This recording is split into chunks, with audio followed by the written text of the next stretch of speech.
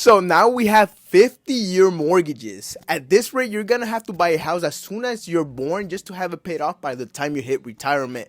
Like, are we supposed to clap for that? If I buy a house today, my grandkids might be the ones making the final payment. There's nothing progressive about that. It's just generational debt. Like, sorry, son, you're not gonna inherit wealth or terrenos. But I got this house, a 50-year mortgage on a 19% interest rate because my credit was shot up because I didn't make the Curacao payments.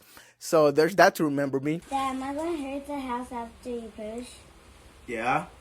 Will it be paid off? Barely. If we're lucky enough, your son will be making the final payment.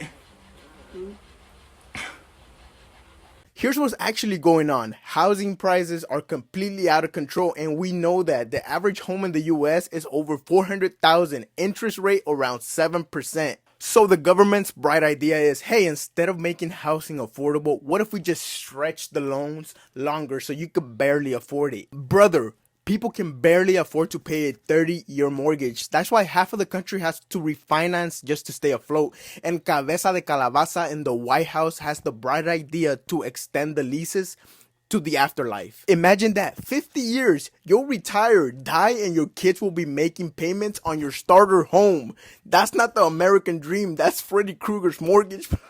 And I'm laughing on the outside, but I'm actually crying on the inside. Like, they're literally laughing in our faces. From cutting SNAP benefits to the Trump family getting richer during their own administration to Elon possibly becoming the first trillionaire.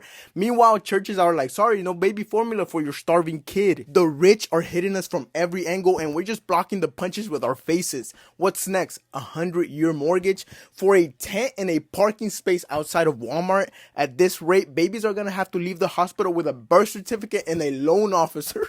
Pero quería norte, diría mi papá.